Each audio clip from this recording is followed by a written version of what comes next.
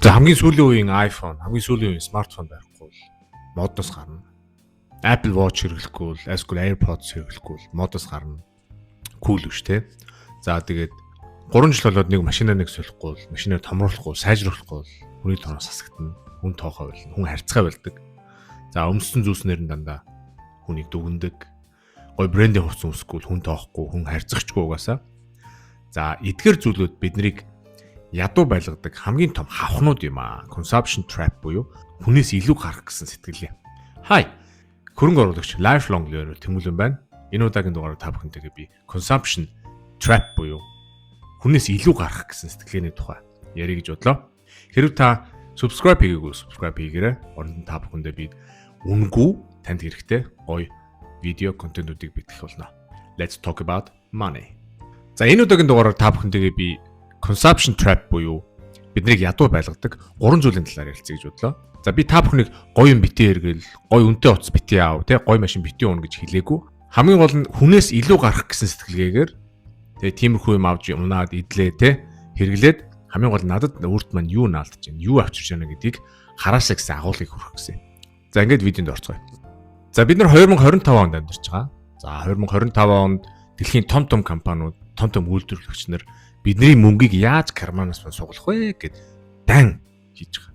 Энэ бол нэг шин зүйл биш. Урд нь 100 жилийн өмнө маркетинг гэж байж лээсэн. 100 жилийн өмнө хүмүүс бидэрт юмаа зарах гэж үзэж лээсэн. Харин одоо арга механизм, аргачлал нь маш нарийн болсон. За тэр дайнд бол бид нар ямар ч шаас байхгүй. За энэний нэг бодит жишээ юу гэхээр ерөөсөө жил болгон гардаг шин одоо электроник гаджет, тэг электрон бараанууд. Дрон, смартфон, юу гэдгийг, смарт watch. За энэ 7 сард Монголд амарчаад ирлээ. За яг одоогийн Монгол улс эдийн засаг те улс төрийн байдлыг ингээ харангуут өнөө маргаашаа яа гэж байгаа маш ядуу буураа орон гэж дүгнэхээр. За тэгтэл над анзаарчихсан нэг зүйл нь юу гэхээр надтай таарсан бүх хүмүүс хамгийн сүүлийн үеийн iPhone Pro Max, iPhone Pro. За тэгээ мэдээж Apple Watch зүүхгүй бол cool биш те. Тэгээд AirPods-ыг бас аваад те хөгжим сонсохгүй болохгүй. За нэг бол бид нар амьдрал хэцүү байна те. Дарамчхал хэцүү байна, Монгол амьдрал хэцүү байна, татвар хэцүү байна гэд нэг бол худлаа яриад байгаа. Аль эсвэл үнэхээр амьдрал хэцүү байхад бид нар мөнгөө, энерги өөр юм зарцуулаад байна уу гэж надад ажиглагтаад байгаа. Би та бүхнийг битгий iPhone аав, битгий Apple Watch зүү гэж хэлээгүй. Авч болно, хэрэглэж болно. Тэгэхдээ хамгийн гол нь үр зээлгүй, үр зээлэр автгүй, цааш нь хураас мөнгөтэй, мөнгө ажилуулдаг, хөрөнгөний зах зээлд хөрөнгө оруулдаг. Ажилгүй боллоо гэхэд 3 сар зүгээр гихтэй хвтэд байх тийм хэмжээний мөнгө хоригдлуулсан, хувийн тэтгэврийн санд хангалттай мөнгөтэй, ерөнхийдөө гэрийн даалгаврыг хийцэн бол жил болгон шинэ iPhone авахд хүн гайхгүй. За тийм болохоор биднийг ядуу байлгадаг номер 1 тэ хавх бол ерөөсөө л энэ хэрэглээ. Тэгээ бид нар ерөнхийдөө өөрсдөөсөө юм асуух хэрэгтэй байл л тэ. Юу гэхээр бидний хэдэн хувь нь үр зээлгүй байгаа байлаа. Бидний хэдэн хувь нь тогтмол хадгаламжтай билээ. За бидний хэдэн хувь нь ажилгүй боллоо гэхэд 1-3 сарынхаа emergency fund одоо 3 сар ингээ гэртээ хөвтгээд ямар ч асуудалгүй ингээ байх чадамжтай билээ гэж асуух хэрэгтэй байл. За тэгээд хөрөнгө оруулалтын талаар асуугач нэмэргүй. Угаасаа хэрэггүй. За тийм болохоор биднийг ядуу байлгадаг нэгдэх авах нь бол ерөөсөө хамгийн сүүлийн үеийн гаджет, хамгийн сүүлийн үеийн электрон бараанууд юм аа. Ер нь бол нэг утсаа 3-4-5 жил ингээ хэрэглэхэд ямар ч асуудал байхгүй. Жил болго ер нь iPhone авах ямар ч шаардлага байхгүй шүү гэж хэлээ. За хоёрдугаарт нь машин. За хүмүүс машин авахдаа ер нь бол ганцхан 4 дугуйтай нэг мотортой тэ нэг төмөр авдаггүй. За сэтгэл хөдлөл, emotion одоо юу гэдгийг статус символ ер нь бол тиймэрхүү юм авдаг. За манай Монгол улсын хувьд бас ялгаагүй. Машин статус символ байна, өөрийнх нь дуртай хобби байна, хэрэглээ байна. Тэгээ тэрнээс гадна бас миний анзаарч байгаагаар хамгийн гол нь хүн таалагдах гэж хүнийг дуурайж бас хүнээс дутахгүй гэж машин аваад байна. Бити машин аваа гэж байгаа юм биш. За бид нар өөрсдөө юу гэж хэлдэг гэхээр машингүй л бүтэхгүй, ажил бүтэхгүй, Улаанбаатарт машингүй бол явахгүй, үйл хэцүү байдаг юм аа гэж толгойгоо хэлдэг.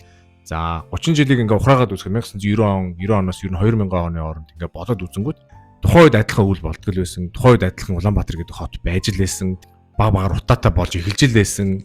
Тэгэхэд хэдэн машинтай байсан бэлээ. Хичнээн машин ингээ явдаг байсан бэлээ. Адилхан бид нар амьдарч болоо л гэдэг байсан. Би та бүхнийг бити машин аав гэдэг юм биш. Хамгийн гол нь нөгөө л яриад байсан гэрийн даалгавраа хийсэн билүү. Тэгээ гэрийн даалгаврыг хийсэн хүмүүсийг дуурайж заавал жил болгон машинаа томсгох ч юм уу, жил болгон машинаа сайжруулах ч юм уу, 3 жилдээ шинэ машин авах ч юм уу те. Шинэ машин авч л явал ер нь босд нь яах вэ? Үр тавиад, зээл тавиач болтгоо нэг хажуу хөрш машинтай олч би машинтай болохгүй нэгээд ингээд нэг хүнээс дутахгүй нэг хүний дээр гарч ирсэн гэсэн тийм сэтгэлгээр машин аваад авах юм бол бид нар хизээч баян болохгүй. Бид нар хизээч мөнгө ажилуулах тийм хэмжээний юмд хүрэхгүй гэж. За тэгээ биднийг ядуу байлгадаг хоёр дахь тэг хавх бол ерөөсөө энэ машин гэдэг. Хэрэгтэй ч байсан хэрэггүй ч байсан ямар ч байсан нэг машинтай болъё гэсэн тийм зорилго. За тэр зорилгоор бид нарыг ядуу байлгаад байгаа маа. Гэрийн даалгавар хийгээгүй те ямар ч байсан нэг машинтай болчих. Яаж ч байсан те үр зээл тавиач чамааг амьдралаа баллаач чамааг нэг ямар ч нэг машинтай болчвол болох гээд байна гэсэн тэр хүсэл эрмэлзэл тэр зорилго бид нарыг ядуу байлгаад байгаа маа. За тэгээ ерөнхийдөө бол дэлхийд даяар ер нь баян улсууд те нэг айхтар үнэтэй машин унаад байдгүй. За нэг машинаа ер нь нэг л 10 15 жил ундаг.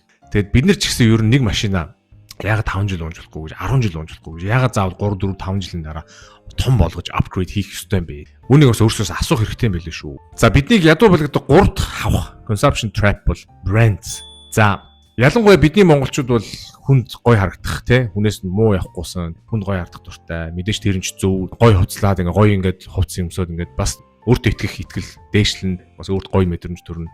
А тэгвэл хамгийн гол нь тэр гой мэдрэмжийг авахын тулд брендийн хувцас хамгийн үнэтэй тийм хувцсуудыг өмсөөд тэр гой мэдрэмжийг өөртөө итгэх мэдрэмжийг олж авж гинэ гэвэл танд өөр асуудал байна гэж болохоор. За тэгэхээр ерөнхийдөө ихэнх хүмүүс брендийн хувцас ингээ өмсөөд хамаг байдлаа ингээд шавхаад үр мөр хийгээд чамаагүй брендийн хувцас ингээд өмсөөд хүн таалагдахын тулд хүнд үнэлүүлэхийн тулд өмсдгөө гэд хэлжүүлнэх буруудахгүй хаа. За зарим хүмүүс ярьдаг за брендийн хувцас мэдээж чанартай байдаг юм аа тий ингээд чанар нь болоод авдаг юм аа гэж ярьж байгаа улсууд за би бодохдоо тэр нэр гэрийн даалгавраа хийсэн улсууд байна. За хадгаламжтай мөнгө ажилуулдаг тий тэтгэврийн сандаа мөнгөтэй тэгээд гэрийн даалгавар хийцэн улсууд тийм юм ярьж байвал окей за хийгээгүй ээжиж за би чанарт нь болж Louis Vuitton-ы цүнх ингээ барьж байгаа маа ч юм уу одоскул юу гэдгийг зээлгээд ийм юм авчин гэдэг. Тийм бас нэг логикийн алдаа яваад байгаа маа. За биднийг ядуу байлгадаг 3 дахь хавх нь бол ерөөсөө ямар нэгэн брендийн хувцсыг ямар нэгэн аргаар зээл ингээ аваад тэг хүнээс дутахгүй хүнд гоё харагдах гэсэн тийм сэтгэлгээ юм аа. За тэгээ эцэст нь жоохон хүнийг нэг хүнд нэг заах гэж байгаа юм шиг тий нэг тиймэрхүү юм бичлэг болчих шиг боллоо. Гэхдээ хамгийн гол нь би та бүхнийг гоё юм эдэлж хэрэгэл, гоё машин унж үз, гоё брендийн хувцас битгий өмс гэж хэлэхгээгүй. Хамгийн гол чухал юу гэхээр ерөөсөө гэрийн даалгавраа хийцгээ, гэрийн даалгавраа хийцгээ бүгдээрээ хадгаламжтай болъё, мөнгө хадгалж сурыг, хэрэггүй мөнгө өрхөө болъё. Ядаж 1-3 сарын тий ядаж 1 сарын emergency fundтай болъё. Ямар нэг юм тохиолдоход мөнгөтэй байж тэг шүн амар унтдаг болно. Хамгийн гол нь миний хэлэх гээд байгаа агуулга нь ерөөсөө л гэрийн даалгавраа хийгээгүй жиж энэ 3 зүйлээр ингээ оролдох юм бол ерөөсөө бид нэр баян болохгүй. Тэгэхээр тим юм хэрглэж байгаа, тим юм мөнгөтэй улсууд чинь цаана гэрийн даалгавраа хийцэн байдаг юм аа. Тийм болохоор тэднийг дөөрөж заавал ингээ жил болгон шинэ утас авах гээд те 3 жил болгон машинаа ингээ томсох гээд өөр машин авах гээд ингээ брендийн хувцас өмсгөх шаардлага байхгүй. Тэрнээс ч өөр хямдхан өөр яг адилхан ажилдаг тийм электрон бараанууд байдаг юм аа. Хямдхан машинууд байдаг юм аа. Заавал машин авах хэрэг байхгүй гэж хэлчихсэн юм аа. За энэ хүртэл төсвөртэй хамт байсан баярлалаа. Ингээд би та бүхэндээ энэ гарч байгаа видеон дээр яаж гэрийн даалгавар хийх үү, яаж хуримтлалтай болох үү, яаж баян болох вэ, ер нь яаж мөнгөтэй болох вэ, өөрийгөө хөгжүүлэх вэ гэдэг зөндөө видеонууд хийсэн байгаа. Ингээд та бүхэн хүлээн авч үзээрэй. Ингээд дараа уулзлаа түр.